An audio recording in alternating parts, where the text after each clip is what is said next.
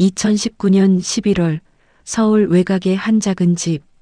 10년 동안 암과 싸워온 남편이 마지막 숨을 거두던 날 70이 넘은 박순덕은 남편의 차가워져 가는 손을 잡고 앉아 있었다. 병실에는 큰딸 은주, 작은딸 은희, 그리고 아들 민수가 함께 있었다. 딸들은 눈물을 흘리며 아버지의 손을 잡았지만 아들은 창밖만 바라보고 있었다. 장례식은 3일간 이어졌다. 큰딸 은주는 서울에서 달려와 모든 것을 챙겼다. 조문객 응대부터 식사 준비, 장례 절차까지 하나하나 꼼꼼히 챙기며 어머니 곁을 지켰다. 작은딸 은희는 부산에서 올라와 밤낮으로 어머니를 돌봤다. 두 딸의 남편들도 함께 와서 장례 절차를 도왔다. 하지만 아들 민수는 술에 취해 비틀거리다가 조문객들 앞에서 큰 소리를 치기 일쑤였다. 순덕은 그런 아들의 모습을 보면서도 마음 한편으론 대견하다는 생각이 들었다. 남자답게 슬픔을 겉으로 드러내지 않으려는 것이라고, 강한 척하려는 것이라고 스스로를 위안했다. 반면 딸들이 아무리 애를 쓰고 눈물을 흘려도 그저 당연한 것으로만 여겨졌다. 딸들은 원래 그런 것이라고, 시집간 딸들이 친정일을 도와주는 건 자식으로서 해야 할 일이라고 생각했다. 장례를 마치고 집으로 돌아온 날 밤, 순덕은 혼자 남편의 유품을 정리하며 생각에 잠겼다. 남편이 남긴 재산은 그리 많지 않았지만 서울 외곽에 땅 200평과 살고 있는 집, 그리고 예금 몇 천만 원이 전부였다. 남편은 생전에 재산을 세 자식에게 공평하게 나눠주라는 말을 여러 번 했었다. 하지만 순덕의 마음속엔 이미 다른 계획이 자리 잡고 있었다. 순덕은 경상도 시골에서 태어나 자랐다. 그녀가 어릴 적 오빠들은 학교에 다녔지만 딸이라는 이유로 그녀는 초등학교도 제대로 마치지 못했다. 집안일을 거들며 오빠들의 뒷바라지를 하는 것이 여자의 운명이라고 배웠다. 시집을 와서도 마찬가지였다. 남편의 형제들은 대접을 받았지만 시누이들은 언제나 뒷전이었다. 그렇게 살아온 70년이었다. 아들은 귀하고 딸은 언젠가 시집갈 사람이라는 생각이 뼛속 깊이 박혀 있었다. 은주와 은희는 어릴 적부터 착한 아이들이었다. 학교에서 상을 타와도 성적이 좋아도 순덕은 대수롭지 않게 여겼다. 하지만 막내 민수가 학교에서 상을 타오는 날이면 동네방네 자랑을 하고 다녔다.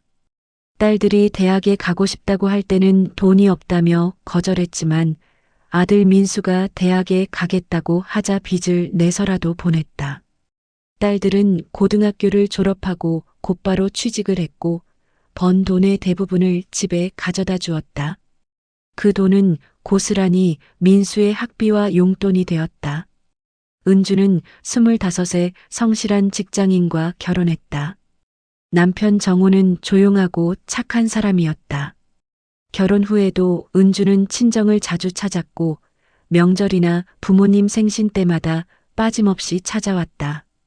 돈이 필요하다는 말만 들으면 자신의 적금을 깨서 가져다 주었다. 순덕은 그런 은주를 보며 흐뭇해했지만 동시에 당연하다고 생각했다. 딸이 친정을 돕는 건 당연한 일이었으니까. 작은 딸 은희는 28배 부산의 사업가와 결혼했다. 남편 재우는 작은 사업체를 운영하며 안정적인 생활을 꾸려가고 있었다. 은희도 언니 못지않게 효심이 깊었다. 부산에서 서울까지 왕복 5시간이 넘는 거리였지만 어머니가 아프다는 소리만 들으면 달려왔다. 아버지가 암 진단을 받고 나서는 한 달에 2번씩 서울로 올라와 간병을 도왔다.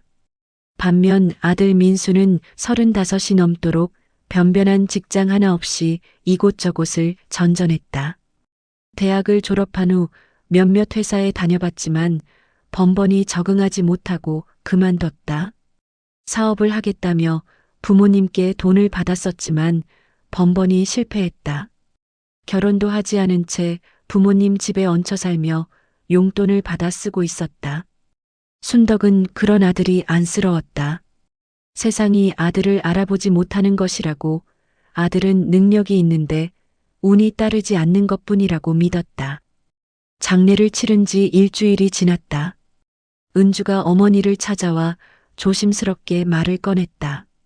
엄마, 아빠가 남긴 재산은 어떻게 할 거예요? 아빠가 생전에 셋이서 나눠 가지라고 하셨잖아요. 순덕은 차를 마시며 천천히 대답했다.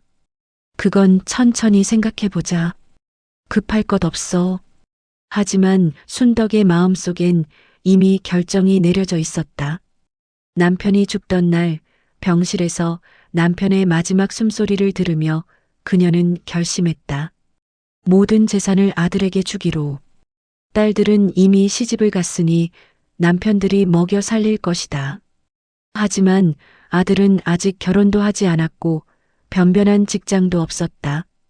아들에게 재산을 물려주면 그 재산을 미천 삼아 사업을 하든 장가를 가든 제대로 된 삶을 살 수 있을 것이라고 믿었다. 그날 밤 순덕은 민수를 불러 조용히 말했다. 민수야, 엄마가 너한테 땅하고 집을 다 줄 거야. 민수는 눈을 반짝이며 어머니를 바라봤다. 정말요? 근데 누나들은요? 누나들은 시집 갔잖아. 그리고 너는 아직 장가도 못 갔고 제대로 자리 잡지도 못했어. 엄마가 너 걱정돼서 그래. 민수는 어머니의 손을 잡으며 말했다. 엄마 고마워요. 엄마 걱정 안 하셔도 돼요. 제가 이 재산으로 꼭 성공할게요. 순덕은 아들의 말을 믿었다. 아니, 믿고 싶었다. 하지만 그녀의 마음 한편엔 불안함도 있었다. 딸들에게 어떻게 말해야 할지, 딸들이 어떻게 반응할지 걱정이 되었다. 특히 큰딸 은주는 똑 부러지는 성격이라 가만히 있지 않을 것 같았다. 며칠 후 은주와 은희가 함께 어머니를 찾아왔다. 두 딸은 아버지의 재산 정리에 대해 이야기하고 싶다고 했다. 엄마, 우리 아빠 유언대로 재산을 나누는 게 어때요? 셋이서 공평하게. 은주의 말에 은희도 고개를 끄덕였다. 맞아요, 엄마. 아빠가 그렇게 하라고 하셨잖아요. 순덕은 찻잔을 내려놓으며 천천히 말했다. 얘들아, 엄마가 생각을 좀 해봤는데 말이야. 너희는 이미 시집을 가서 남편들이 있잖니. 근데 민수는 아직 혼자고 제대로 자리도 못 잡았어. 그래서 엄마가 민수한테 좀 더 줘야 할 것 같아. 은주의 얼굴이 굳어졌다. 엄마, 그게 무슨 말씀이세요? 아빠가 셋이서 나눠 가지라고 하셨잖아요. 나도 안다. 근데 민수 생각하면 그럴 수가 없어. 너희는 남편들이 있지만 민수는 혼자잖아. 은희가 조심스럽게 끼어들었다. 엄마, 그래도 공평하게 나누는 게 맞지 않아요? 저희도 아빠 자식인데. 순덕은 딸들의 말을 자르며 목소리를 높였다. 너희는 이미 남의 집 사람들이야. 시집간 딸들이 친정 재산 탐내는 게 말이 돼? 민수는 우리 집안을 이어갈 아들이란 말이야. 그 말에 은주의 얼굴이 새하얘졌다. 평생 친정을 위해 헌신해온 자신들을 남의 집 사람이라고 말하는 어머니가 믿기지 않았다. 은희의 눈에서는 눈물이 흘러내렸다. 엄마, 저희가 그동안 친정을 위해 뭘 했는데요? 너희가 친정을 도운 건 당연한 거야. 자식으로서 해야 할 일을 한 거지. 은주는 더 이상 말을 잇지 못했다. 어머니의 생각을 바꿀 수 없다는 걸 알았기 때문이었다. 두 딸은 그날 아무 말 없이 집을 나섰다. 집 밖에서 은희가 언니에게 물었다. 언니, 어떡해? 엄마가 저러시는데. 모르겠어. 일단 좀 더 지켜보자. 엄마가 아빠 돌아가시고 정신이 없으셔서 그러시는 거일 수도 있어. 하지만 은주의 마음속엔 불안함이 자리 잡았다. 어머니의 눈빛이 예전과 달랐기 때문이었다. 어머니는 이미 결정을 내린 것 같았다. 그날 이후 순덕은 본격적으로 자신의 계획을 실행에 옮기기 시작했다. 먼저 딸들이 자주 찾아오지 못하도록 만들어야 했다. 딸들이 자주 오면 재산 문제로 시끄러워질 것이 뻔했기 때문이었다. 순덕은 교묘하게 딸들의 사이를 벌리기 시작했다.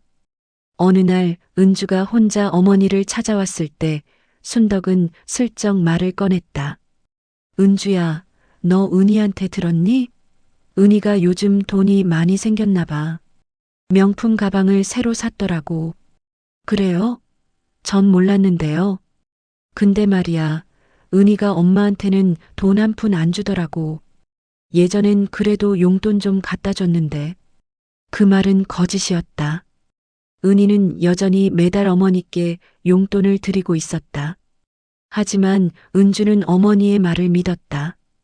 그리고 마음 한편에 동생에 대한 서운함이 자리 잡기 시작했다. 며칠 후, 이번에는 은희가 찾아왔을 때 순덕은 또 다른 거짓말을 했다. 은희야, 너 언니한테 들었니?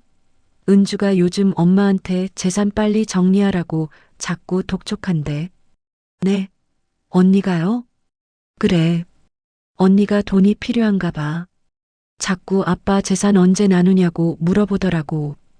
은희는 언니가 그럴 리 없다고 생각했지만 어머니의 말에 의심이 들기 시작했다. 어머니가 굳이 거짓말을 할 이유가 없다고 생각했기 때문이었다. 순덕의 이간질은 계속되었다. 은주에게는 은희가 어머니를 소홀히 대한다고 말하고 은희에게는 은주가 재산에 눈이 멀었다고 말했다. 조금씩 천천히 두 자매 사이에 균열이 생기기 시작했다.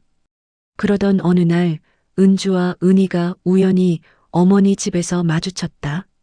서로 어색한 분위기 속에서 짧은 인사만 나누고 말았다. 평소 같았으면 함께 차라도 마시며 이런저런 이야기를 나눴을 텐데 그날은 서로를 피하듯 빨리 자리를 떴다. 순덕은 그런 딸들의 모습을 보며 만족스러워했다. 계획대로 되고 있었다. 딸들의 사이가 멀어지면 멀어질수록 재산을 아들에게 넘기기가 쉬워질 것이었다. 한편 민수는 어머니의 약속을 믿고 이미 재산을 받은 것처럼 행동하기 시작했다. 친구들에게 자랑을 하고 다녔고 술집에서 큰 소리를 쳤다. 자신이 곧 땅과 집을 받을 거라고 그 돈으로 큰 사업을 할 거라고 떠벌리고 다녔다. 어느 날 저녁 은주의 남편 정우가 아내에게 조심스럽게 물었다. 여보, 장인어른 재산 문제는 어떻게 되는 거야? 엄마가 민수한테 다 주시겠대. 뭐, 그게 말이 돼? 당신들도 자식인데. 나도 알아. 근데 엄마 뜻이 확고하셔. 정우는 한숨을 쉬었다.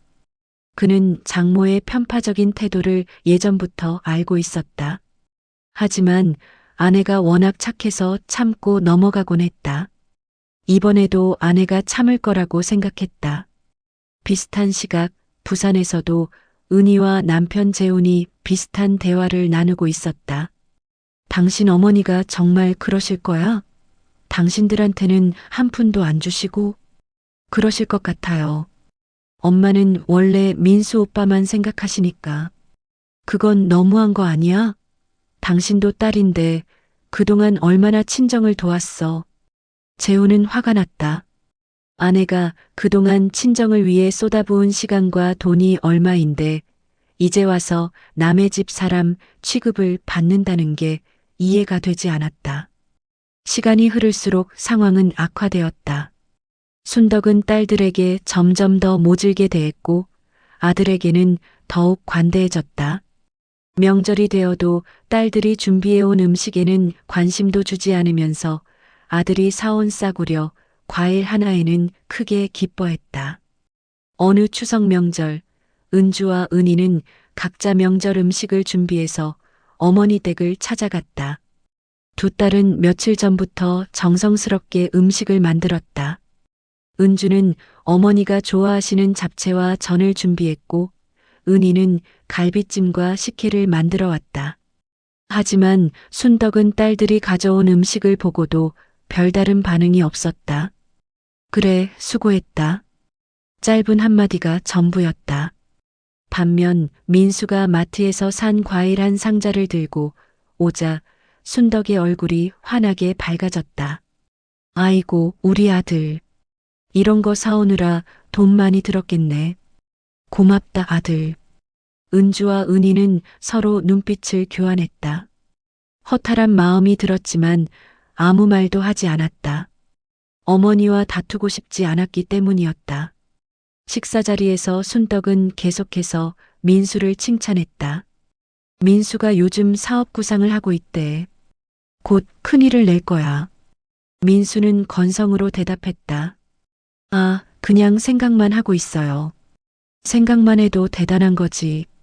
우리 아들은 머리가 좋으니까. 반면 딸들의 이야기에는 관심조차 보이지 않았다.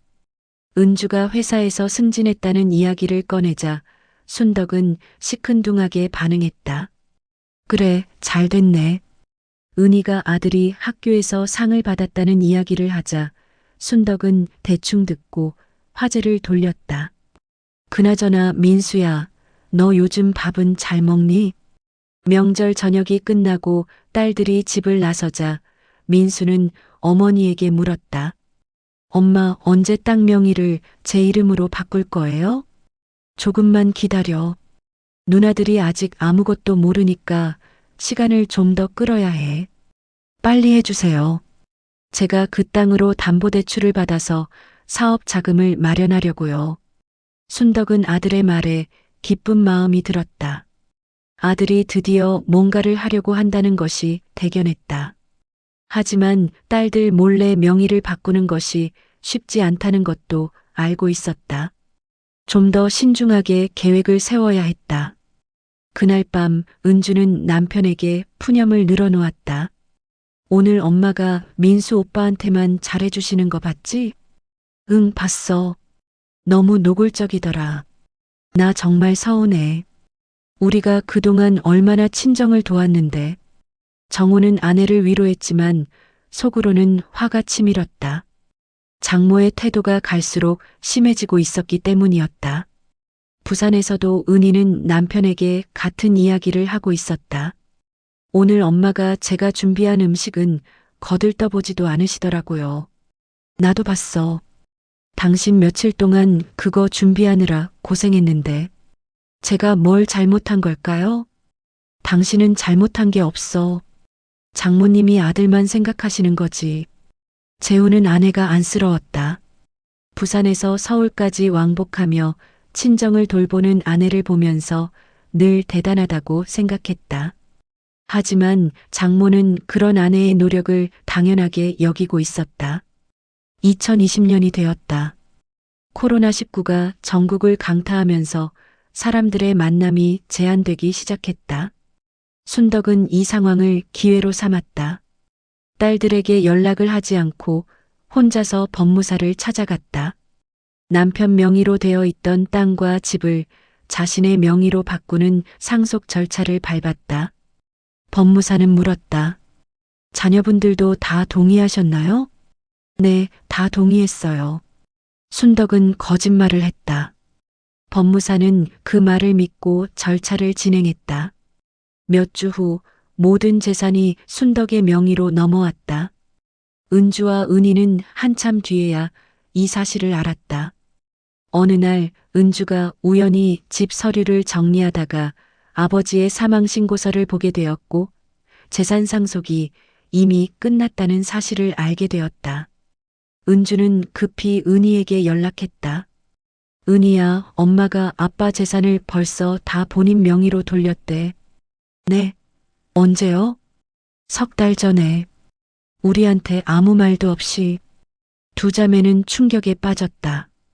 어머니가 자신들 몰래 이런 일을 진행했다는 것이 믿기지 않았다. 은주는 분노가 치밀었고 은희는 눈물이 났다.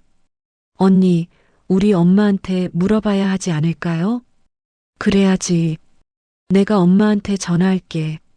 은주는 떨리는 손으로 어머니에게 전화를 걸었다. 엄마, 아빠 재산 상속받으셨어요? 그래, 받았다. 왜 우리한테 아무 말도 안 하셨어요? 내 마음대로 할 수 있는 거 아니냐? 너희한테 일일이 보고해야 하니? 엄마, 이건 아니잖아요. 아빠가 셋이서 나눠 가지라고 하셨는데 내 아버지는 돌아가셨어. 이제 내 마음대로 할 거야. 전화가 끊어졌다. 은주는 핸드폰을 내려놓고 눈물을 흘렸다. 평생 착하게 살아온 자신이 바보 같다는 생각이 들었다. 순덕은 재산을 자신의 명의로 돌린 후 더욱 대담하게 행동하기 시작했다. 딸들에게 노골적으로 아들 편을 들었고 사위들에게도 무례하게 굴었다. 은주의 남편 정호가 안부 전화를 하면 짜증스럽게 받았고 은희의 남편 재훈이 찾아오면 대충 대하고 빨리 돌아가라고 했다. 한 번은 은주의 남편 정호가 장모댁에 쌀과 부식을 들고 찾아갔다. 평소처럼 문을 열고 들어서려는데 순덕이 현관에서 막아섰다. 뭐하러 왔어? 장모님, 안녕하세요. 쌀이랑 반찬 좀 가져왔어요. 그래, 거기 놓고 가. 들어올 필요 없어. 정호는 당황했다. 장모가 이렇게까지 무례하게 대한 적은 처음이었다. 장모님, 제가 뭘 잘못했나요? 잘못한 거 없어. 그냥 바빠서 그래. 빨리 가. 정호는 현관에 짐을 내려놓고 황급히 집을 나왔다. 차에 앉아서야 울컥하는 감정을 참을 수 있었다. 장모의 태도가 갈수록 심해지고 있었다. 은희의 남편 재훈도 비슷한 경험을 했다. 부산에서 먼 길을 운전해서 올라왔는데 장모는 차 한 잔 내주지 않고 빨리 돌아가라고만 했다. 재훈은 그날 아내에게 말했다. 여보, 이제 장모님 댁에 안 가는 게 좋겠어. 우리를 원하지 않으시는 것 같아. 은희는 남편에게 미안한 마음이 들었다. 자신 때문에 남편이 모욕을 당하고 있다는 생각에 가슴이 아팠다. 반면 순덕은 아들에게는 한없이 관대했다. 민수가 밤늦게 술 마시고 들어와 행패를 부려도 웃으며 받아주었다. 민수가 돈을 달라고 하면 자신의 생활비를 아껴서라도 쥐어주었다. 민수가 집안일을 전혀 돕지 않아도 아무 말도 하지 않았다.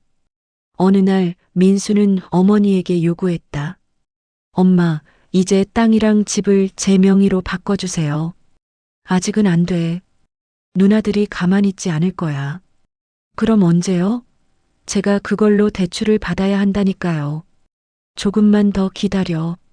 엄마가 알아서 할게. 민수는 불만스러웠지만 어머니의 말을 믿을 수밖에 없었다. 하지만 속으로는 빨리 재산을 받아 자유롭게 쓰고 싶었다. 2020년 여름 은주와 은희는 마침내 함께 어머니를 찾아갔다. 더 이상 참을 수 없었기 때문이었다. 두 자매는 어머니 앞에 앉아 조심스럽게 말을 꺼냈다. 엄마, 우리 진지하게 이야기 좀 해요. 순덕은 짜증스러운 표정으로 대답했다. 무슨 이야기? 아빠 재산 이야기요. 엄마가 지금 전부 본인 명의로 돌리셨잖아요. 그게 뭐 어쨌다는 거니? 아빠가 셋이서 나눠 가지라고 하셨잖아요. 순덕은 찻잔을 탁 내려놓으며 목소리를 높였다. 너희는 이미 시집간 몸이야. 시집간 딸들이 친정 재산 탐내는 게 말이 돼? 민수는 아직 혼자고 제대로 자리도 못 잡았단 말이야. 엄마, 그래도 이건 아니에요. 저희도 아빠 딸이에요. 딸이긴 하지만 이제 남의 집 사람이란 말이야. 우리 집안을 이어갈 사람은 민수뿐이야. 은희가 눈물을 흘리며 말했다. 엄마, 저희가 그동안 친정을 위해 뭘 했는데요. 아빠 병원비도 저희가 댔고 간병도 했잖아요. 그건 자식으로서 당연히 해야 할 일이야. 그걸 가지고 뭘 바라는 거니? 은주는 더 이상 참을 수 없었다. 엄마, 이건 정말 너무하세요. 저희를 이렇게 무시하시면 안 돼요. 무시? 내가 언제 너희를 무시했니? 나는 그저 아들 걱정을 하는 거야. 그날 대화는 결론 없이 끝났다. 딸들은 울며 집을 나섰고 순덕은 혼자 남아 딸들을 원망했다. 시집간 주제에 친정 재산을 탐낸다고 아들 생각은 하나도 하지 않는다고 투덜거렸다. 하지만 순덕의 마음 깊은 곳에는 작은 불안감이 자리 잡고 있었다.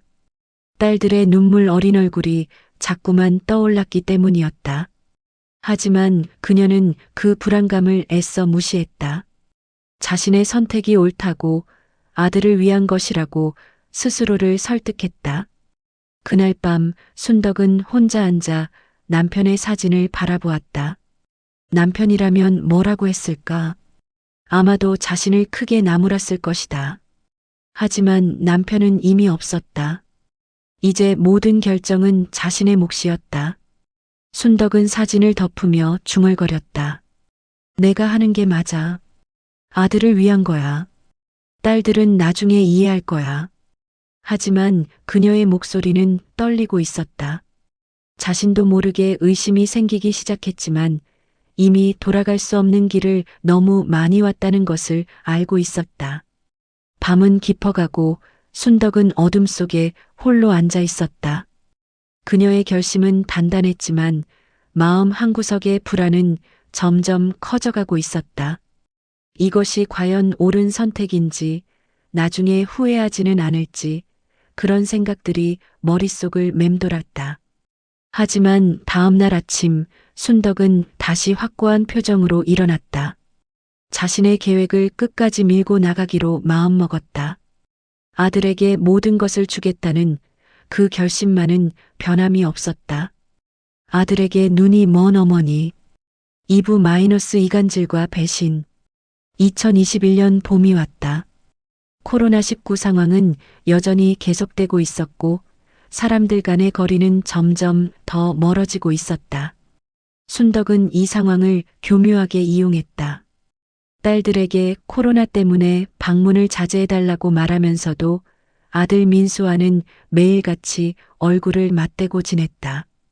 은주는 여전히 한 달에 한 번씩 어머니께 용돈을 송금했다. 매달 50만 원씩 빠짐없이 보냈다.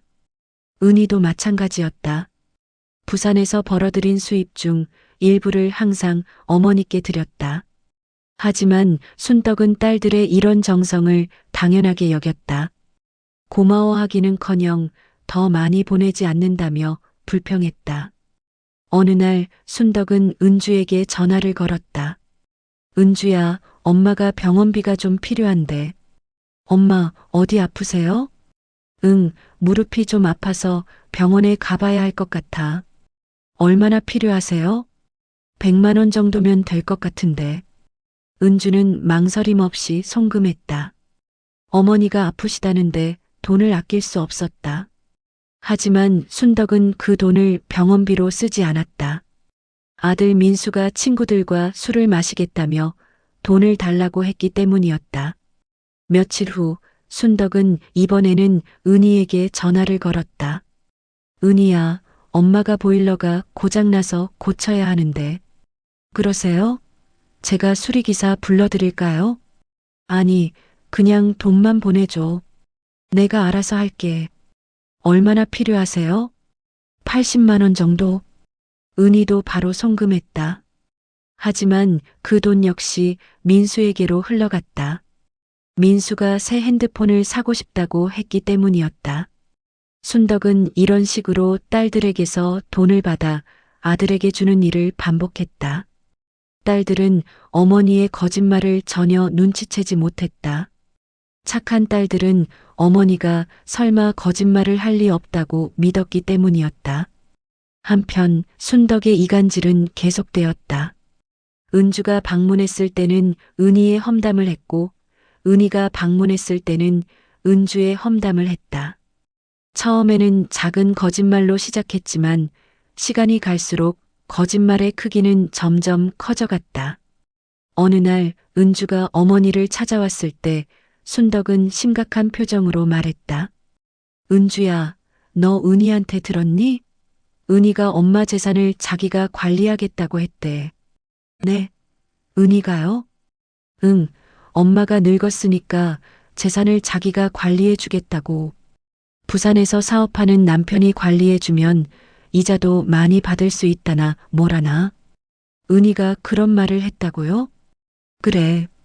너한테는 비밀로 하래서 엄마가 참고 있었는데 너한테는 말해야 할 것 같아서. 은주는 마음이 복잡해졌다. 동생이 정말 그런 말을 했을까? 하지만 어머니가 거짓말을 할 리 없다고 생각했다. 그날 이후 은주는 은희를 볼 때마다 이상한 눈빛으로 바라보게 되었다. 며칠 후, 이번에는 은희가 어머니를 찾아왔을 때 순덕은 다른 거짓말을 했다. 은희야, 너 언니한테 전화 받았니? 아니요, 왜요? 언니가 엄마한테 요양원 들어가라고 하더라고. 네, 언니가요? 응, 엄마 혼자 사는 게 위험하니까 요양원에 들어가는 게 좋겠대. 그러면 집이랑 땅을 팔아야 하잖아. 그 돈으로 요양원비를 내라고 하더라고. 언니가 정말 그렇게 말씀하셨어요? 그래. 너는 부산에 있으니까 모르겠지만 언니가 요즘 이상해. 돈에 눈이 먼 것 같아. 은희는 충격을 받았다. 언니가 그럴 리 없다고 생각했지만 어머니의 확신에 찬 목소리에 의심이 들기 시작했다. 순덕의 이간질로 인해 은주와 은희의 관계는 점점 더 멀어졌다. 예전 같으면 매주 전화로 안부를 묻던 자매였지만 이제는 한 달에 한 번 정도 짧게 연락을 주고받을 뿐이었다. 만나도 어색하고 대화도 겉돌기 일쑤였다. 순덕은 자신의 계획이 순조롭게 진행되고 있다고 생각했다. 딸들의 사이가 멀어지면 멀어질수록 아들에게 재산을 넘기기가 쉬워질 것이었다. 딸들이 단합하지 못하면 자신의 결정에 제대로 대항하지 못할 것이라고 믿었다. 2021년 여름 민수는 어머니에게 더욱 강하게 요구하기 시작했다. 엄마, 이제 정말 땅이랑 집을 제 명의로 바꿔주세요. 제가 사업을 시작하려고 하는데 담보가 필요해요. 무슨 사업인데? 친구랑 같이 음식점을 하려고요. 치킨집인데 요즘 잘 되는 프랜차이즈래요. 순덕은 걱정스러웠다. 민수가 예전에도 여러 번 사업을 한다고 돈을 받아갔지만 번번이 실패했기 때문이었다. 하지만 이번에는 다를 거라고 아들을 믿어야 한다고 스스로를 설득했다. 알았어. 엄마가 명예 이전 준비할게. 정말요? 고마워요, 엄마. 민수는 기뻐하며 어머니를 껴안았다. 순덕은 아들의 품에 안겨 행복을 느꼈다. 이런 순간을 위해 모든 것을 참아왔다고 생각했다. 하지만 명예 이전은 생각보다 쉽지 않았다. 법무사는 다른 상속인들의 동의가 필요하다고 했다. 순덕은 고민에 빠졌다. 딸들에게 알리지 않고 명의를 이전할 방법이 없을까? 순덕은 교묘한 방법을 생각해냈다. 딸들에게 증여세를 내기 싫으니 일단 자신 명의로만 있다가 나중에 나눠주겠다고 거짓말을 하기로 했다. 그리고 그 사이에 조용히 아들에게 명의를 넘기는 것이었다. 어느 날 순덕은 은주에게 전화를 걸었다. 은주야, 엄마가 너희한테 할 말이 있는데. 네, 엄마. 땅하고 집 말이야.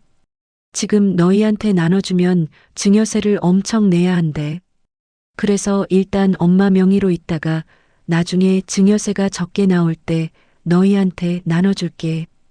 은주는 잠시 침묵했다가 대답했다. 엄마, 정말 나중에 나눠주실 거예요? 그럼 당연하지. 엄마가 거짓말하겠니? 은주는 어머니의 말을 믿고 싶었다. 아직 어머니에 대한 믿음이 완전히 사라진 것은 아니었기 때문이었다.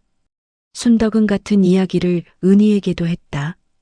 은희도 어머니의 말을 믿었다. 두 딸은 어머니가 약속을 지킬 거라고 믿으며 기다리기로 했다. 하지만 순덕의 진짜 계획은 달랐다. 딸들을 안심시킨 후 조용히 아들에게 재산을 넘길 생각이었다.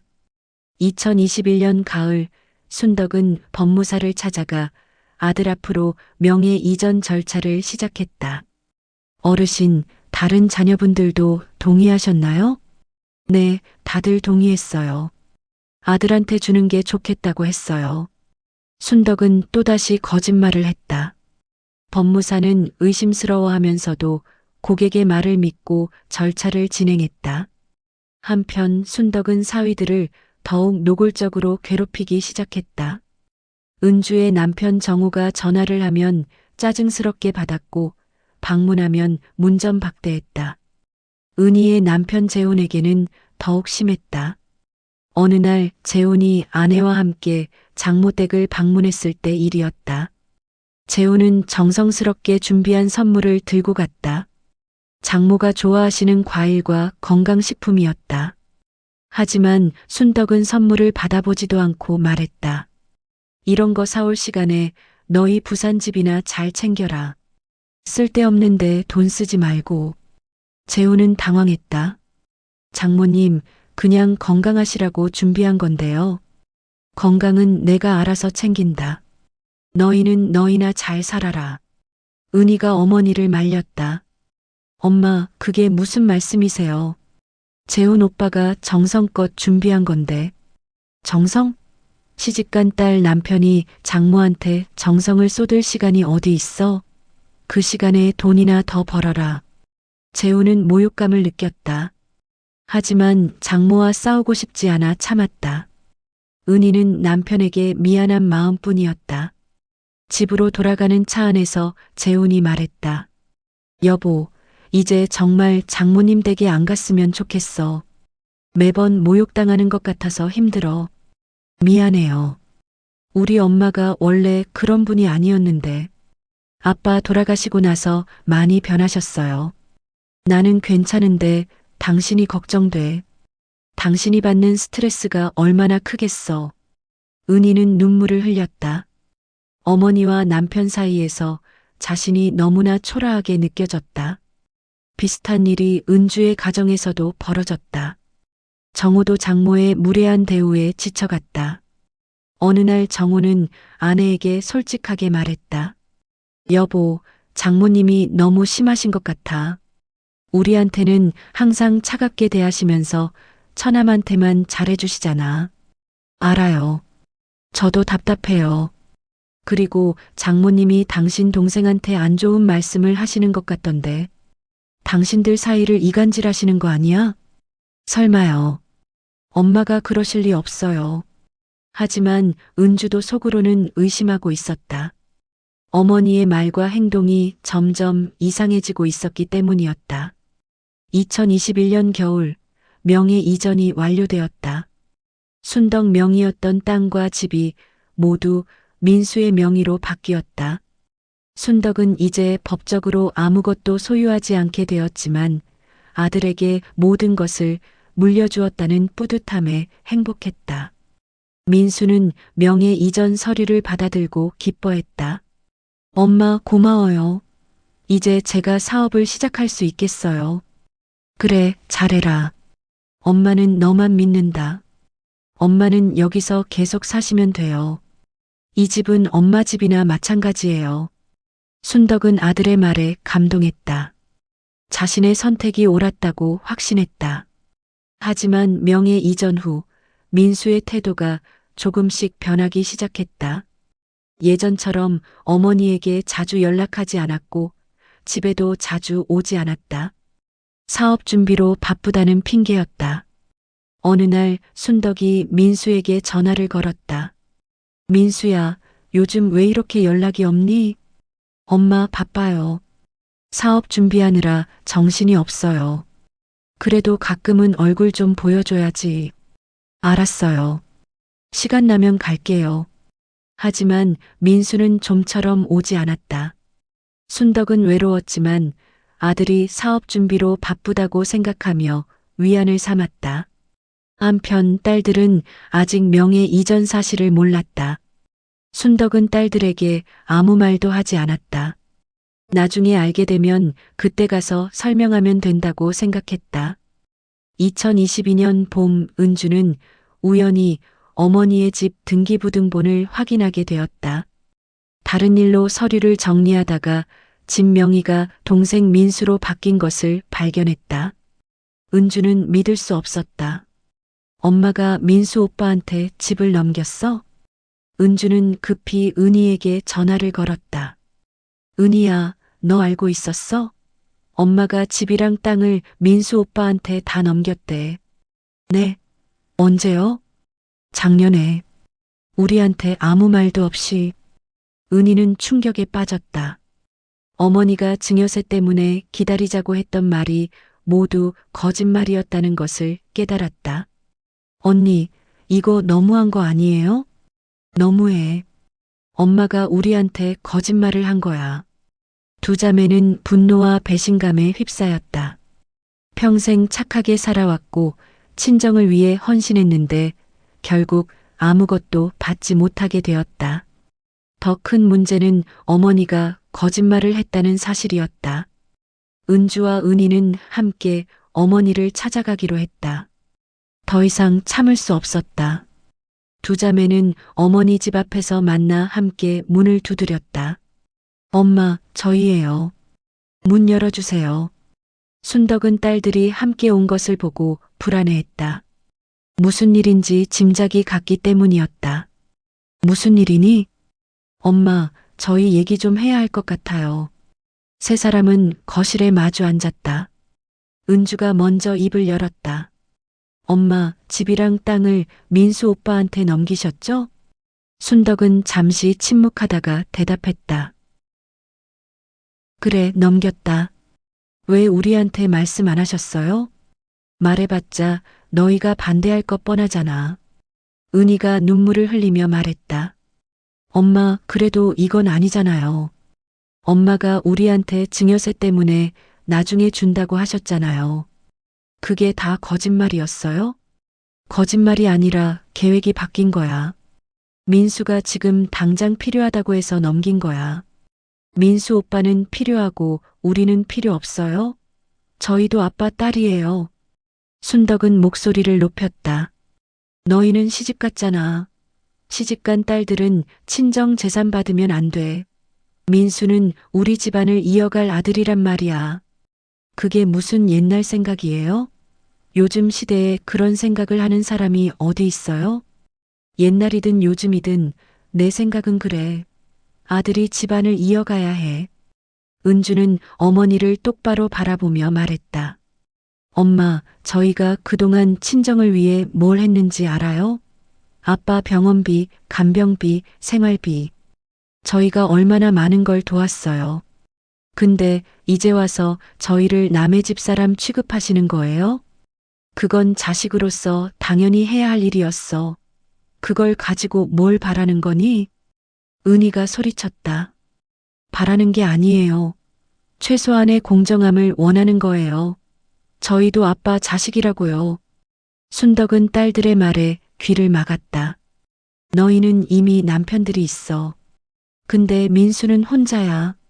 엄마가 민수 걱정되는 게 이해 안 돼? 민수 오빠는 왜 혼자예요? 35이 넘도록 제대로 된 일을 하나도 안 해서 그런 거잖아요. 그건 민수가 아직 기회를 못 만난 거야. 이번 사업으로 성공할 수 있을 거야. 은주는 허탈하게 웃었다. 엄마는 정말 끝까지 민수 오빠만 보시는구나. 저희는 엄마한테 아무것도 아니었던 거네요. 그게 무슨 소리니? 엄마가 너희를 사랑하지 않는다는 거야? 사랑하시면 이렇게 하실 수 있어요? 거짓말하고 우리 사이를 이간질하고 사위들을 모욕하고 이게 사랑이에요? 순덕은 할 말이 없었다. 딸들의 비난이 가슴에 박혔지만 자신의 선택을 인정하고 싶지 않았다. 너희가 나중에 이해할 거야. 엄마는 너희를 위해서도 이런 결정을 한 거야. 저희를 위해서요? 어떻게 이게 저희를 위한 거예요? 민수가 성공하면 너희한테도 도움이 될 거 아니야. 오빠가 동생들 챙겨주면 되잖아. 은주와 은희는 더 이상 말할 기력이 없었다. 어머니는 끝까지 자신의 생각을 바꾸지 않을 것이라는 걸 알았다. 두 딸은 그날 집을 나서며 서로를 바라봤다.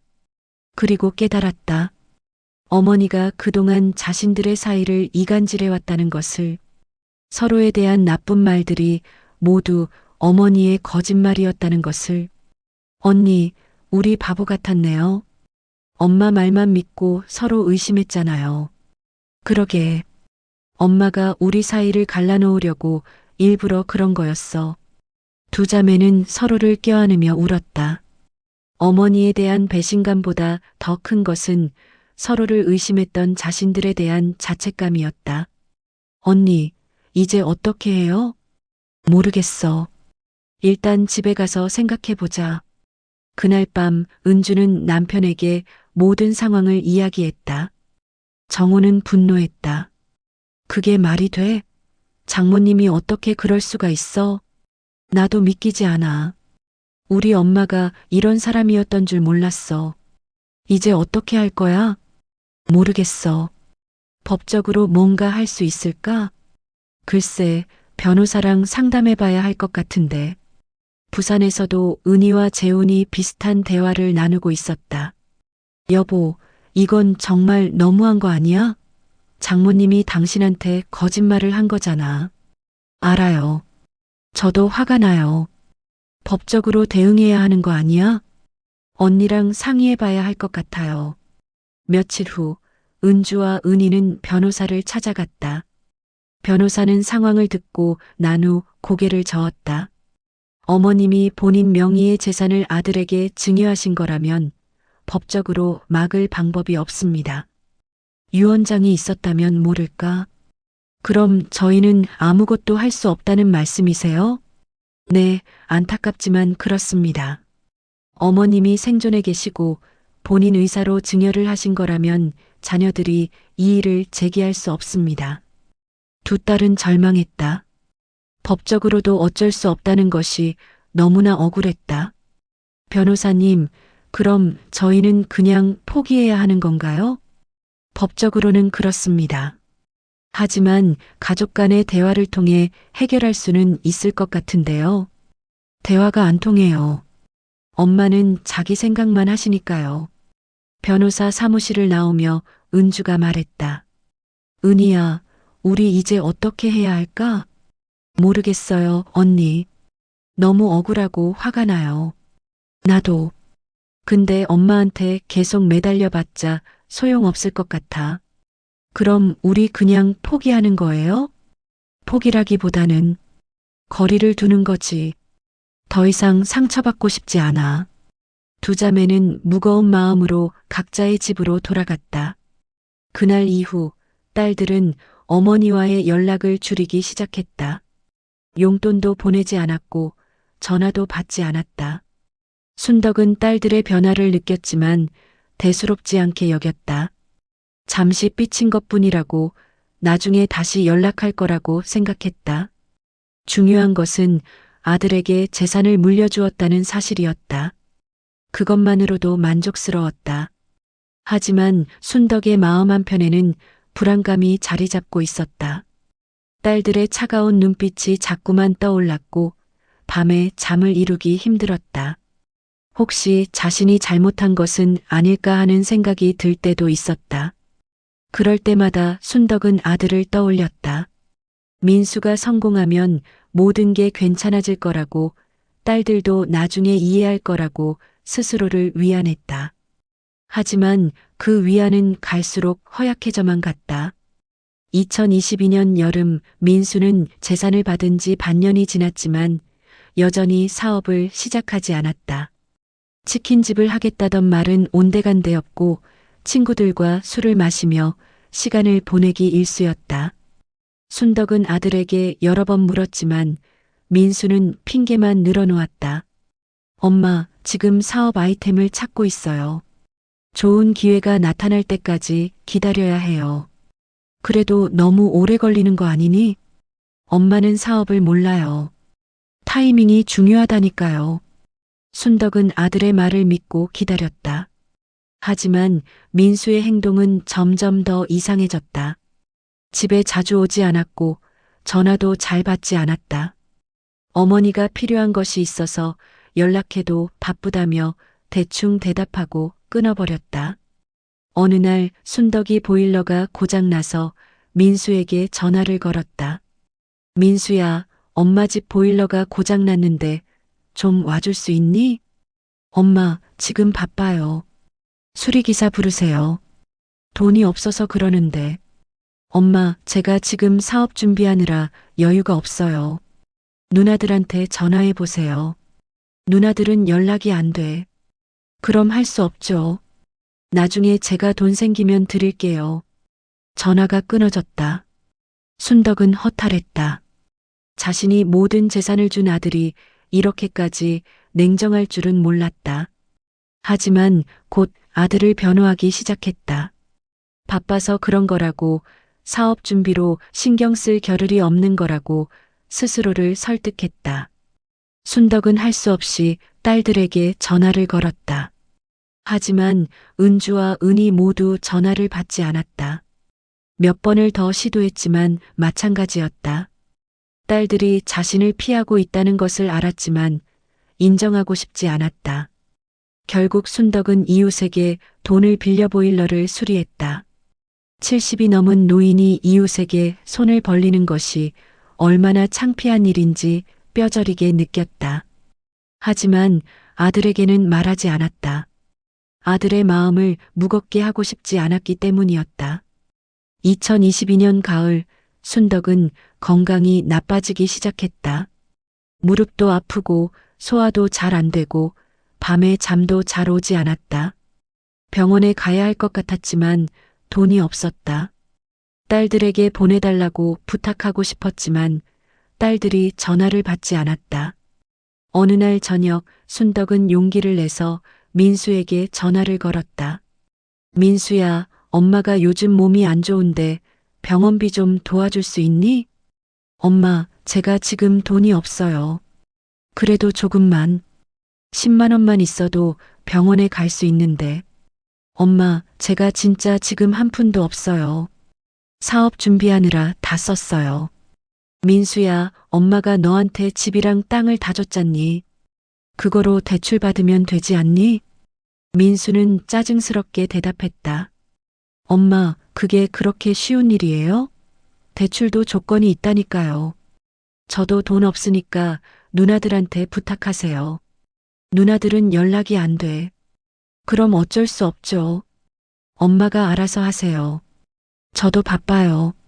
전화가 끊어졌다. 순덕은 핸드폰을 붙잡고 한참을 멍하니 앉아 있었다. 가슴이 무너져 내리는 것 같았다. 자신이 모든 것을 준 아들이 병원비조차 도와주지 않는다는 사실이 믿기지 않았다. 그날 밤 순덕은 혼자 울었다. 처음으로 자신의 선택을 후회했다. 딸들에게 미안한 마음이 들었고 아들의 모습에 실망했다. 하지만 이미 돌이킬 수 없다는 것을 알고 있었다. 며칠 후 순덕은 이웃 아주머니를 통해 충격적인 소식을 들었다. 민수가 땅을 팔았다는 것이었다. 200평의 땅을 3억 원에 팔았다고 했다. 순덕은 믿을 수 없었다. 급히 민수에게 전화를 걸었다. 민수야, 내가 땅을 팔았다는 게 사실이니? 네, 팔았어요. 왜 엄마한테 말도 없이? 엄마, 그게 제 땅이잖아요. 제가 마음대로 할 수 있는 거예요. 그래도 엄마한테 말은 해야지. 말해봤자 반대하실 거잖아요. 저는 그 돈으로 사업을 시작할 거예요. 사업? 넌 지금까지 사업 준비만 하고 있었잖니. 이번에는 진짜예요. 친구랑 같이 식당을 차릴 거예요. 순덕은 불안했다. 민수가 예전에도 비슷한 말을 했다가 실패한 경험이 있었기 때문이었다. 민수야, 신중하게 생각해라. 그 돈이 얼마나 큰 돈인지 알지? 엄마, 걱정하지 마세요. 제가 알아서 잘할게요. 전화를 끊고 난 후 순덕은 불안에 떨었다. 하지만 여전히 아들을 믿고 싶었다. 이번에는 정말 성공할 거라고, 자신의 선택이 틀리지 않았다고 믿고 싶었다. 2023년 봄 민수의 식당은 개업한 지 석 달 만에 문을 닫았다. 위치가 좋지 않았고 경영 경험도 부족했으며 무엇보다 민수가 식당 일에 성실하지 않았기 때문이었다. 개업 초기에는 나가 있다가 나중에는 직원에게만 맡기고 친구들과 술을 마시러 다녔다. 식당이 망하자 민수는 남은 돈으로 또 다른 사업을 시도했다. 이번에는 온라인 쇼핑몰이었다. 하지만 이것도 오래가지 못했다. 상품 소싱도 제대로 하지 못했고 고객 관리도 엉망이었다. 결국 반년 만에 사업을 접었다. 그 사이 민수는 3억 원 중 대부분을 날렸다. 남은 것은 5천만 원 정도였다.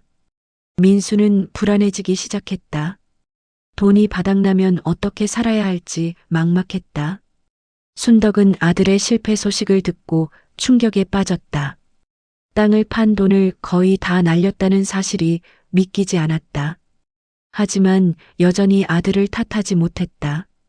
운이 나빴던 거라고, 다음에는 잘할 거라고 스스로를 위안했다. 어느 날 민수가 어머니를 찾아왔다. 오랜만에 보는 아들의 얼굴은 초췌해 있었다. 엄마, 저 돈이 좀 필요해요. 무슨 돈? 생활비요. 지금 수중에 돈이 떨어져서. 민수야, 넌 땅을 팔아서 3억을 받았잖니. 그 돈은 어디 갔니? 사업하다가 다 쓴 거예요. 어쩔 수 없었어요. 순덕은 한숨을 쉬었다. 엄마한테도 돈이 없어. 엄마도 요즘 힘들어. 그럼 어떡해요? 제가 지금 당장 급한데. 내가 알아서 해야지. 엄마가 뭘 해줄 수 있겠니? 민수는 불만스러운 표정으로 집을 나갔다. 순덕은 아들의 뒷모습을 보며 마음이 아팠다. 하지만 자신도 돈이 없었다. 딸들에게 받던 용돈이 끊긴 지 오래였고 자신의 적금마저 바닥나고 있었다. 2023년 여름 순덕은 집세를 낼 수 없게 되었다. 민수에게 도움을 청했지만 민수는 자신도 형편이 어렵다며 거절했다. 엄마, 제가 지금 일자리도 없는데 어떻게 도와드려요? 민수야, 이 집은 내 명의잖니. 내가 집세를 내야 하는 거 아니니? 엄마가 여기 사시니까 엄마가 내시는 거죠. 제 집이긴 하지만 제가 살고 있는 건 아니잖아요. 순덕은 말문이 막혔다. 자신이 모든 재산을 준 아들이 이렇게까지 냉정할 줄은 몰랐다. 그럼 엄마가 어디 가서 살란 말이니? 누나들한테 부탁해 보세요. 누나들은 엄마한테 연락도 안 받아. 그건 제가 어쩔 수 없는 일이죠. 엄마가 누나들이랑 관계를 망치셨으니까요. 민수는 차갑게 말하고는 집을 나갔다. 순덕은 그 자리에 주저앉아 울었다. 자신이 뭘 잘못한 걸까? 아들을 위해 모든 것을 희생했는데 이런 대우를 받아야 하는 걸까? 순덕은 다시 한번 딸들에게 연락을 시도했다. 이번에는 문자를 보냈다. 은주야, 엄마야. 엄마 좀 도와줘. 집세를 낼 수가 없어. 하지만 답장은 오지 않았다. 은희에게도 같은 문자를 보냈지만 역시 답이 없었다. 순덕은 절망했다. 딸들에게 너무 모질게 대했던 것이 후회되었다. 딸들의 사이를 이간질하고 사위들을 괴롭히고 모든 재산을 아들에게 준 것이 잘못이었다는 것을 이제야 깨달았다. 하지만 이미 늦었다. 2023년 가을 순덕은 집에서 쫓겨났다. 민수가 집세를 내지 않자 집주인이 나가라고 했다. 순덕은 민수에게 여러 번 전화를 걸었지만 민수는 전화를 받지 않았다. 할 수 없이 순덕은 짐을 꾸려 친구 집으로 향했다. 오랜 친구가 일시적으로 재워주겠다고 했기 때문이었다. 친구 집에서 지내면서 순덕은 자신의 인생을 돌아봤다. 70년을 살아오면서 가장 큰 실수를 저질렀다는 생각이 들었다. 친구 집에서 일주일을 지낸 후 순덕은 더 이상 폐를 끼칠 수 없어서 나왔다. 갈 곳이 없었다. 고시원을 알아봤지만 돈이 없어서 들어갈 수 없었다. 순덕은 다시 한번 민수에게 전화를 걸었다. 이번에는 간절한 마음으로 애원했다.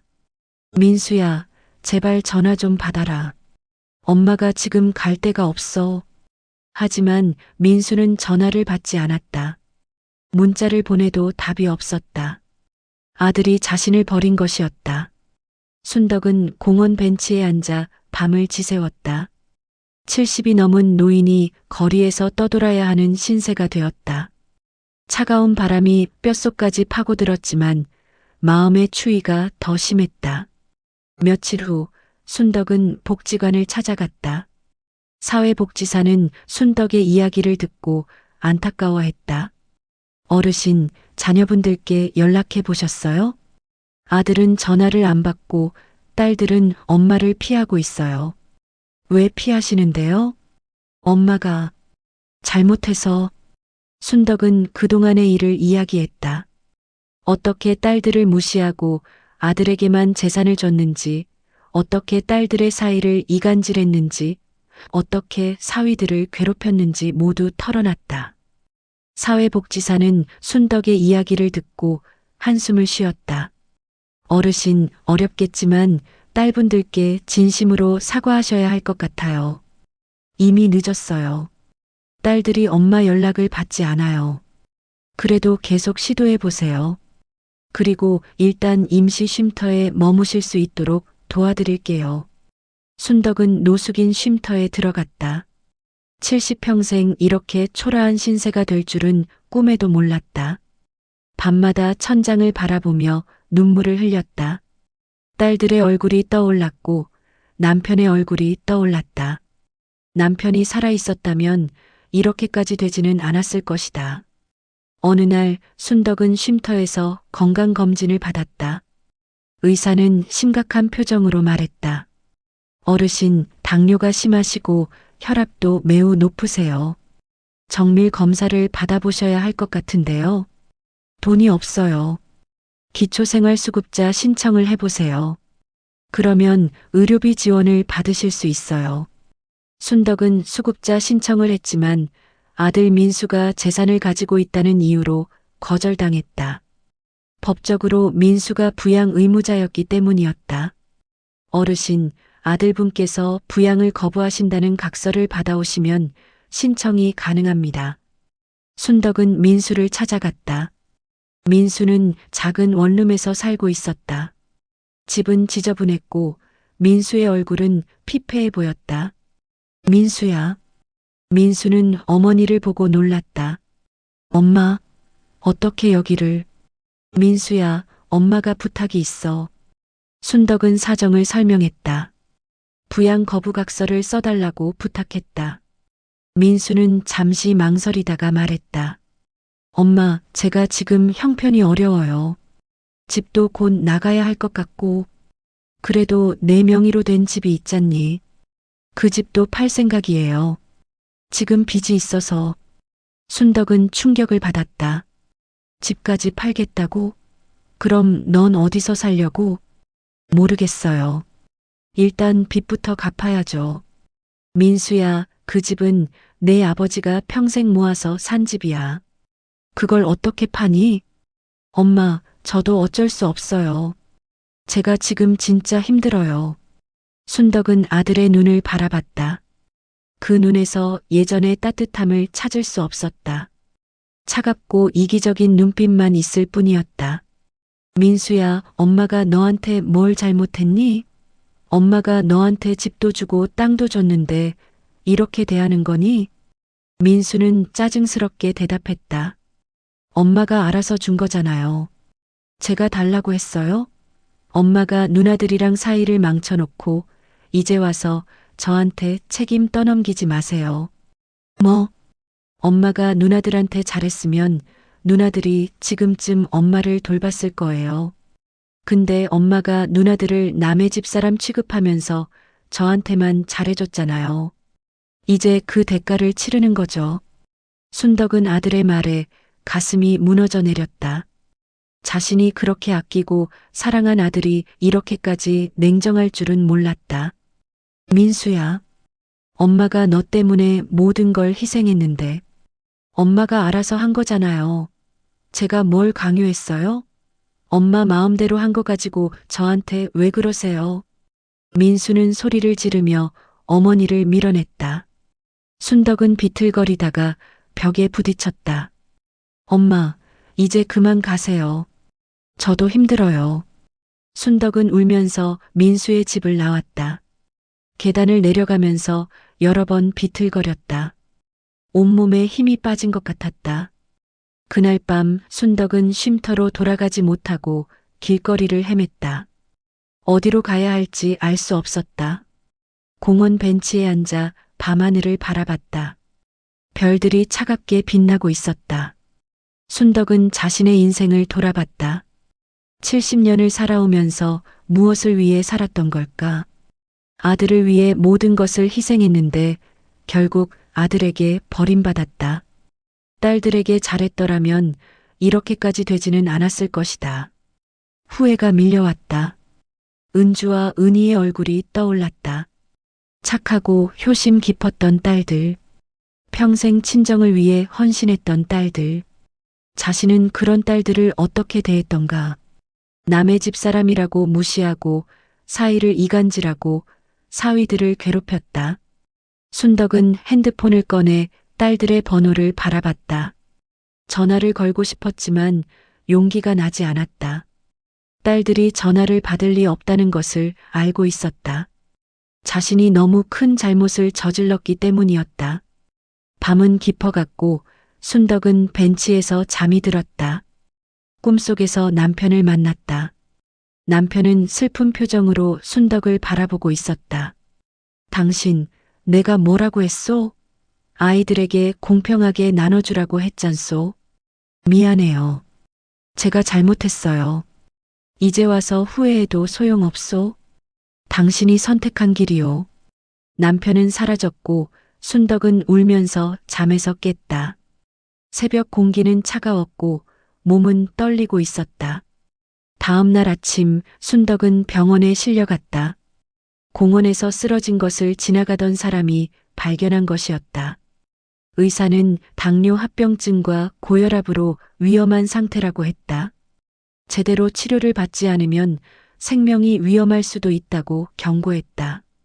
병원비를 낼 수 없었던 순덕은 최소한의 응급 치료만 받고 퇴원해야 했다. 갈 곳은 여전히 없었다. 쉼터로 돌아갔지만 몸 상태가 점점 악화되는 것을 느낄 수 있었다. 순덕은 마지막 남은 자존심을 버리고 딸들에게 편지를 쓰기로 했다. 핸드폰 문자가 아닌 손으로 쓴 편지를. 떨리는 손으로 편지지를 펼쳤다. 은주야, 은희야. 엄마다. 엄마가 너희한테 너무 큰 잘못을 저질렀다. 너희를 남의 집 사람 취급하고 너희 사이를 이간질하고 너희 남편들을 괴롭혔다. 모든 재산을 민수한테 주면서 너희한테는 아무것도 주지 않았다. 엄마가 정말 잘못했다. 이제 와서 용서를 구한들 너희가 용서할 리 없다는 것을 안다. 하지만 엄마는 죽기 전에 너희한테 진심으로 사과하고 싶다. 엄마가 미안하다. 편지를 다 쓰고 난 순덕은 주소를 적었다. 하지만 우표를 살 돈조차 없었다. 편지는 순덕의 품속에 그대로 남아 있었다. 그날 밤 순덕은 쉼터 침대에 누워 천장을 바라봤다. 자신의 잘못이 너무나 명확하게 보였다. 남아선호 사상이라는 잘못된 생각이 가족을 파괴했고 자신의 인생을 파괴했다. 아들을 위해 모든 것을 희생했지만 아들은 그 희생의 가치를 몰랐다. 아니, 알려고 하지 않았다. 순덕은 깨달았다.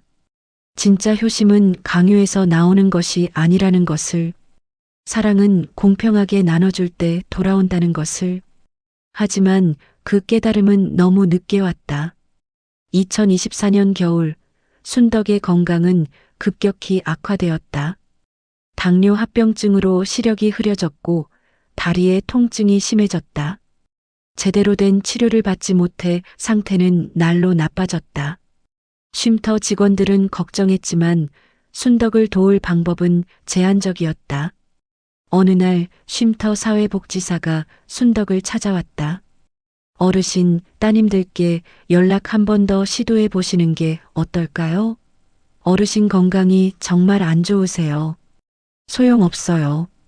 딸들은 엄마를 용서하지 않을 거예요. 그래도 시도는 해보셔야죠. 가족이잖아요. 순덕은 떨리는 손으로 은주에게 전화를 걸었다. 놀랍게도 이번에는 전화가 연결되었다. 하지만 은주의 목소리는 차갑고 단호했다. 엄마, 무슨 일이세요? 은주야. 엄마 할 말씀 있으시면 빨리 하세요. 저 바빠요. 순덕은 눈물을 흘리며 말했다. 은주야, 엄마가 잘못했어. 진심으로 미안해. 엄마가 너무 큰 잘못을 저질렀어. 전화기 너머로 침묵이 흘렀다. 잠시 후 은주의 목소리가 들렸다. 엄마, 이제 와서 미안하다고 하시면 뭐가 달라지나요? 엄마가 저희한테 어떻게 하셨는지 기억하세요? 저희를 남의 집 사람 취급하시고 저희 사이를 이간질하시고 남편들을 모욕하셨잖아요. 엄마가 정말 잘못했어. 용서해줘. 엄마, 용서는 쉽게 구하는 게 아니에요. 엄마는 평생 저희를 무시하셨어요. 민수 오빠만 보시면서 저희는 없는 사람 취급하셨잖아요. 그런데 이제 와서 민수 오빠한테 버림받으니까 저희한테 연락하시는 거예요? 순덕은 할 말이 없었다. 은주의 말이 모두 사실이었기 때문이었다. 은주야, 엄마가 지금 많이 아파. 병원에 가야 하는데 돈이 없어서. 은주의 목소리가 더욱 차갑게 식었다. 엄마, 민수 오빠한테 부탁하세요. 엄마가 그렇게 아끼시던 아들한테요. 집도 주고 땅도 주셨잖아요. 당연히 오빠가 엄마를 돌봐야죠. 민수는 엄마 전화를 받지 않아. 그래요? 그럼 엄마가 선택하신 결과를 받아들이셔야죠. 저희는 더 이상 엄마를 도울 수 없어요. 은주야, 제발. 엄마 좀 도와줘. 엄마, 저희도 엄마가 필요할 때 도움을 청했어요. 아빠가 편찮으실 때, 힘들 때마다 저희가 달려갔잖아요. 그런데 엄마는 저희를 어떻게 대하셨어요? 이제 와서 도와달라고 하시면 안 돼요. 은주야. 엄마, 전 이제 엄마와 관계를 끊고 싶어요. 더 이상 상처받고 싶지 않아요. 엄마도 제 선택을 존중해 주세요. 전화가 끊어졌다. 순덕은 핸드폰을 붙잡고 한참을 울었다. 딸의 차가운 목소리가 귓가에 맴돌았다. 순덕은 은희에게도 전화를 걸었다. 은희는 언니보다는 온화한 목소리로 대답했지만 내용은 비슷했다.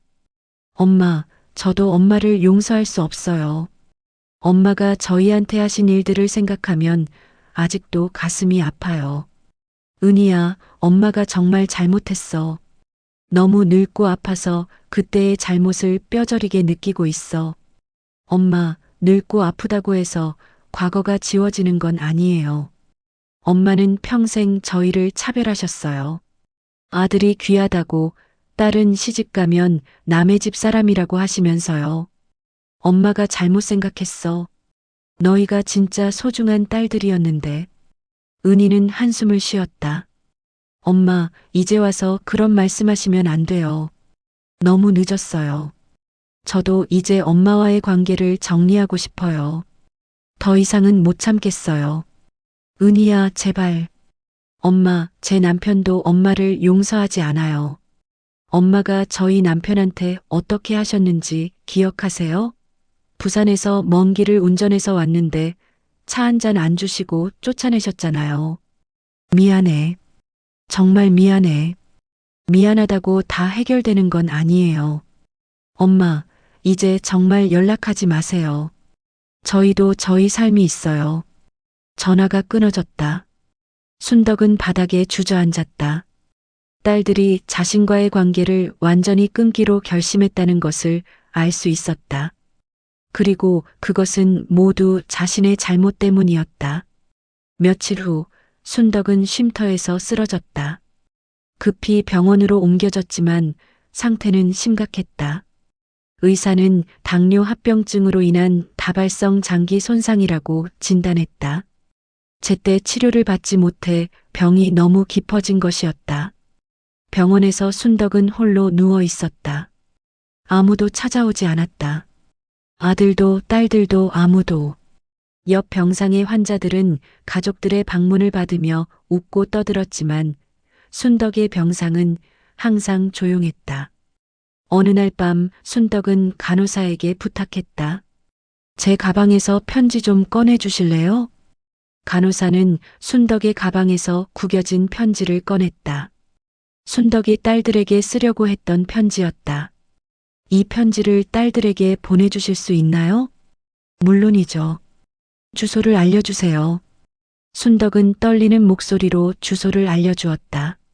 간호사는 편지를 우체통에 넣어주겠다고 약속했다. 일주일 후 은주는 어머니의 편지를 받았다. 편지를 열어보니 구겨지고 얼룩진 편지지에 떨리는 글씨로 사과의 말들이 적혀 있었다. 은주는 편지를 읽으며 복잡한 감정에 휩싸였다. 은주는 은희에게 전화를 걸었다. 은희야, 엄마한테서 편지가 왔어. 뭐라고 쓰여 있어요? 사과 편지야. 자기가 잘못했다고, 용서를 구한다고. 언니는 어떻게 할 거예요? 모르겠어. 난 아직도 엄마가 미워. 근데 한편으로는 불쌍하기도 해. 저도 그래요. 엄마가 자업자득이긴 하지만 그래도 우리 엄마잖아요. 두 자매는 오랫동안 침묵했다. 어머니를 용서해야 하는지 아니면 관계를 완전히 끊어야 하는지 결정하기 어려웠다. 며칠 후 은주는 병원에 입원해 있다는 어머니의 소식을 듣게 되었다. 쉼터 직원이 연락을 한 것이었다. 은주는 고민 끝에 병원을 찾아가기로 했다. 은희도 함께 가기로 했다. 두 딸이 병실 문을 열자 순덕은 창밖을 바라보고 있었다. 예전에 당당하고 강했던 어머니의 모습은 찾아볼 수 없었다. 마르고 초췌한 노인만이 거기 있었다. 엄마. 순덕은 딸들의 목소리를 듣고 고개를 돌렸다. 눈물이 주르르 흘러내렸다. 은주야, 은희야, 너희가 왔구나. 딸들은 어머니의 병상 옆에 섰다. 가까이 다가가고 싶었지만 아직은 마음의 거리가 있었다. 엄마, 많이 아프세요? 응. 근데 너희가 와줘서 고마워. 순덕은 딸들의 손을 잡으려고 했지만 딸들은 손을 내밀지 않았다.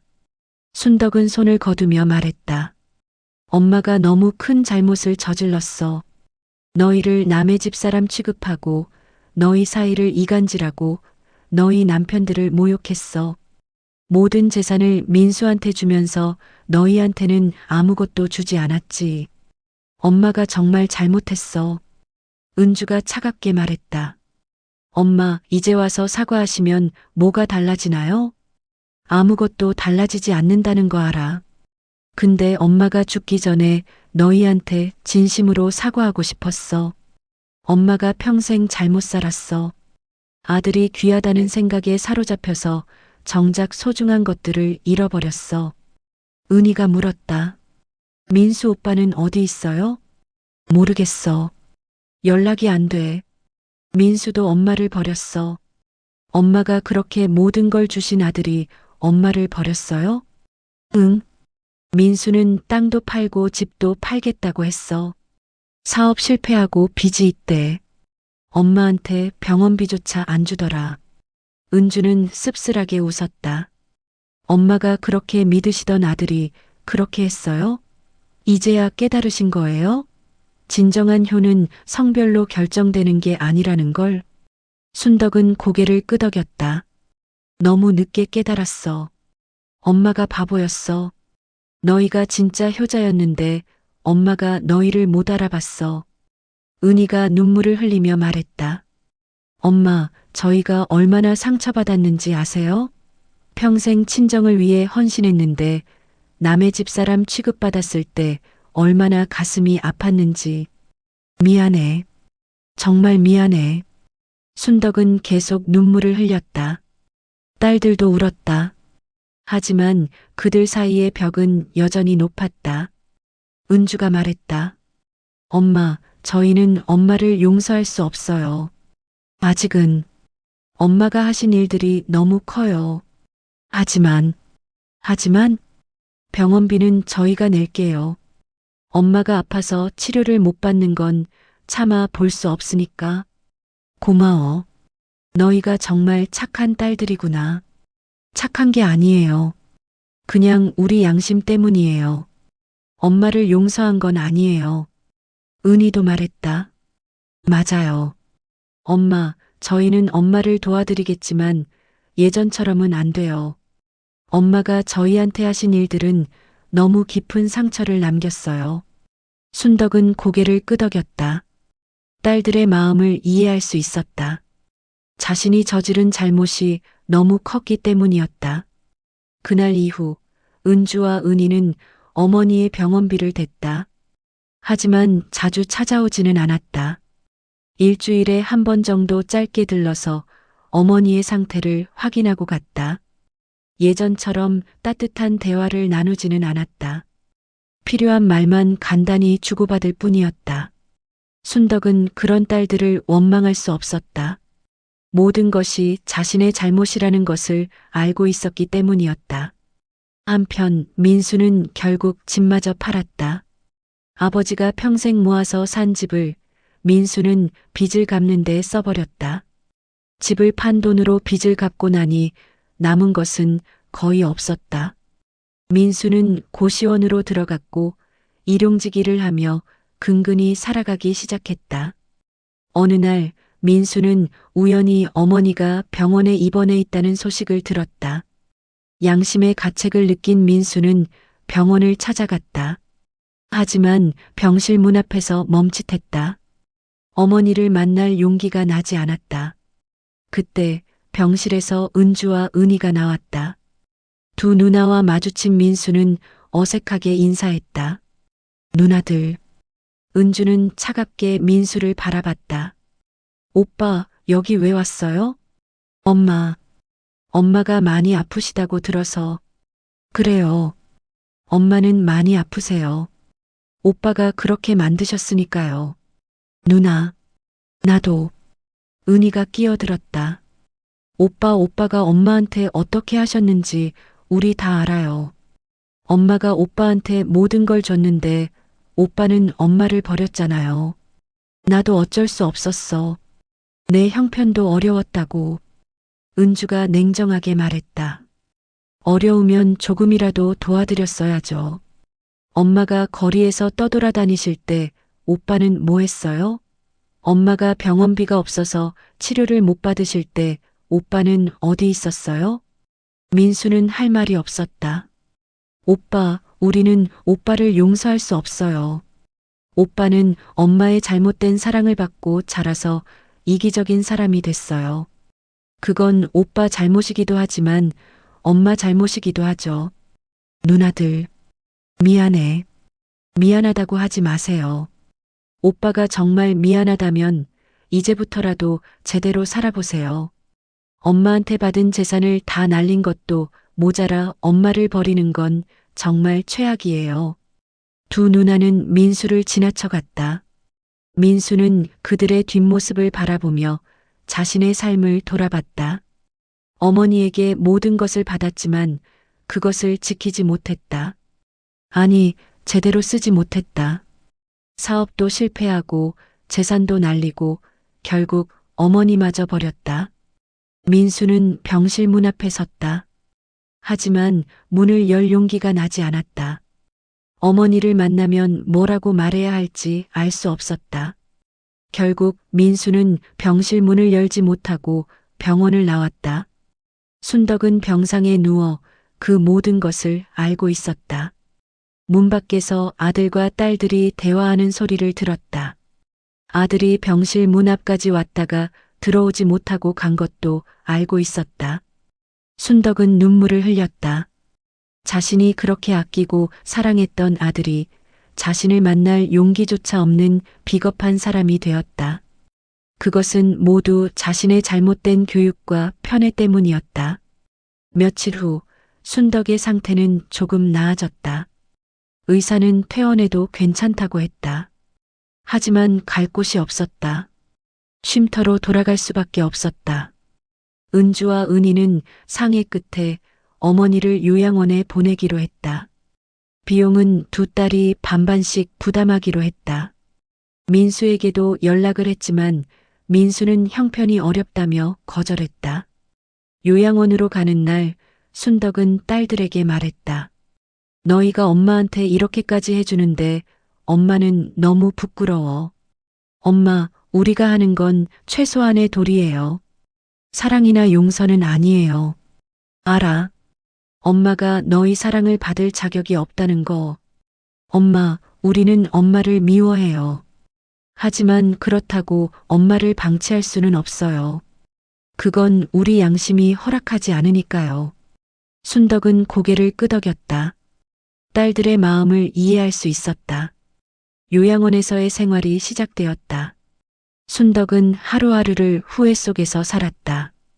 다른 노인들은 자식들의 방문을 받으며 행복해했지만 순덕을 찾아오는 사람은 거의 없었다. 은주와 은희는 한 달에 한 번 정도 어머니를 찾아왔다.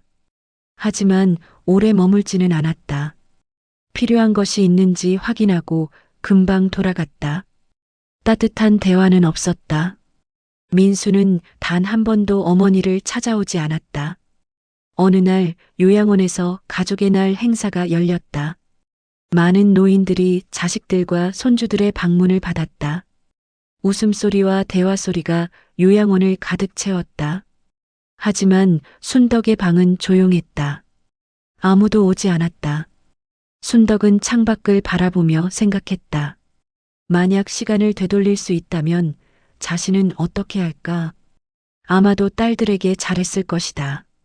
공평하게 사랑을 나눠주고 재산도 공평하게 나눠줬을 것이다. 아들에게만 집착하지 않았을 것이다. 하지만 시간은 되돌릴 수 없었다. 자신이 선택한 길의 결과를 받아들일 수밖에 없었다. 그날 밤 순덕은 일기를 쓰기 시작했다. 자신의 잘못을 기록하고 후회를 기록했다. 그리고 마지막 페이지에 이렇게 썼다. 나는 평생 아들만 보고 살았다. 딸들은 시집가면 남의 집 사람이라고 생각했다. 하지만 그것은 큰 착각이었다. 진정한 효는 성별로 결정되는 것이 아니었다. 사랑을 많이 받은 사람이 아니라 사랑을 제대로 배운 사람이 효를 하는 것이었다. 나는 아들을 망쳤다. 무조건적인 사랑과 편애로 아들을 이기적인 사람으로 키웠다. 아들은 모든 것을 당연하게 여기며 자랐고 결국 나를 버렸다. 반면 딸들은 차별과 무시 속에서 자랐지만 올바른 사람으로 성장했다. 그들은 지금도 나를 미워하지만 최소한의 도리는 지키고 있다. 그것이 얼마나 대단한 일인지 이제야 안다. 세상의 모든 부모들에게 말하고 싶다. 자식을 성별로 차별하지 마라. 아들이 귀하다는 생각은 낡은 생각이다. 모든 자식은 평등하게 사랑받아야 한다. 그리고 사랑은 공평하게 나눠줄 때 돌아온다. 나는 이제 늙고 병들어 요양원에서 쓸쓸히 생을 마감하게 될 것이다. 이것이 내가 선택한 삶의 대가이다. 나의 실수를 다른 부모들이 반복하지 않기를 바란다. 2025년 가을, 순덕은 조용히 눈을 감았다. 요양원 침대에서 혼자서 마지막 순간에도 아들은 오지 않았다. 딸들은 장례식에 참석했지만 눈물을 흘리지는 않았다. 그들은 어머니를 위해 조촐한 장례를 치렀다. 민수는 장례식 마지막 날에야 나타났다. 영정 사진 앞에 무릎을 꿇고 한참을 울었다. 하지만 그 눈물이 진심인지 아무도 알 수 없었다. 장례를 마치고 은주와 은희는 서로를 바라보며 말했다. 언니, 우리 엄마의 실수를 반복하지 말자. 그래. 우리 아이들은 공평하게 사랑하자. 성별로 차별하지 말고. 우리는 엄마보다 나은 부모가 되자. 두 자매는 서로를 껴안았다. 어머니로부터 배운 것은 많았다. 어떻게 살아야 하는지가 아니라 어떻게 살지 말아야 하는지를. 몇 년 후 은주와 은희는 각각 자신의 가정에서 행복하게 살고 있었다. 그들은 자식들을 성별로 차별하지 않았다. 아들도 딸도 평등하게 사랑했다. 그리고 그 사랑은 고스란히 돌아왔다. 민수는 여전히 힘든 삶을 살고 있었다. 일용직을 전전하며 근근히 살아가고 있었다. 어머니에게 받은 재산은 모두 날아갔고 남은 것은 후회뿐이었다. 가끔 어머니 생각이 났지만 이제 와서 어떻게 할 수 없었다. 어느 날 민수는 공원 벤치에 앉아 생각했다. 만약 어머니가 자신을 편애하지 않았다면 어땠을까? 만약 누나들과 공평하게 대우받으며 자랐다면 자신도 더 나은 사람이 되지 않았을까? 하지만 이제 와서 후회해도 소용없었다. 시간은 흘러갔고 어머니는 이미 세상을 떠났다. 민수는 한숨을 쉬며 고개를 떨구었다. 순덕의 이야기는 많은 사람들에게 교훈을 남겼다. 자식을 성별로 차별해서는 안 된다는 것, 사랑은 공평하게 나눠줘야 한다는 것, 그리고 잘못된 편애는 결국 모두를 불행하게 만든다는 것. 세상의 모든 부모들은 이 이야기를 기억해야 한다. 아들이 귀하다는 생각, 딸은 시집가면 남의 집 사람이라는 생각은 시대착오적이다. 모든 자식은 평등하게 사랑받아야 하고 그 사랑만이 진정한 효를 낳는다. 순덕은 이것을 너무 늦게 깨달았다. 그리고 그 대가는 혹독했다. 아들에게 버림받고 딸들에게 미움받고 쓸쓸히 생을 마감했다. 하지만 그녀의 이야기는 남았다. 다른 부모들이 같은 실수를 반복하지 않도록 경고의 메시지로 남았다. 권선징악. 착한 일을 하면 복을 받고 악한 일을 하면 벌을 받는다. 순덕의 이야기는 이 진리를 여실히 보여주었다.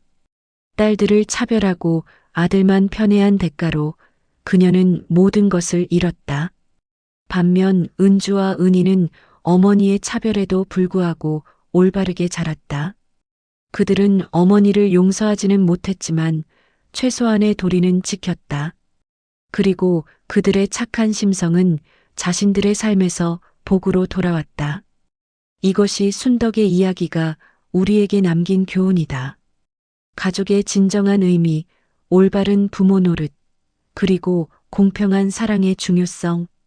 이 교훈을 가슴에 새긴다면 우리는 순덕과 같은 비극을 피할 수 있을 것이다. 10년이 흘렀다. 은주와 은희는 각각 환갑을 맞이했다. 그들의 자식들은 모두 훌륭하게 성장했다. 아들도 딸도 모두 부모를 공경하고 사랑했다. 왜냐하면 그들은 차별받지 않고 공평한 사랑 속에서 자랐기 때문이었다. 명절날 은주와 은희의 자식들이 모두 모였다. 웃음소리가 집안을 가득 채웠다. 은주는 자식들과 손주들을 바라보며 생각했다. 엄마와는 다르게 살았어. 그래서 우리는 행복해. 은희도 같은 생각을 하고 있었다. 엄마의 잘못을 반복하지 않아서 다행이야. 우리 아이들은 모두 우리를 사랑하니까. 반면 민수는 홀로 작은 방에서 명절을 보내고 있었다. 결혼도 하지 못했고 자식도 없었다. 어머니에게 받은 재산으로 뭔가를 이룰 수 있었을 텐데 모두 날려버렸다. 이제 남은 것은 후회뿐이었다.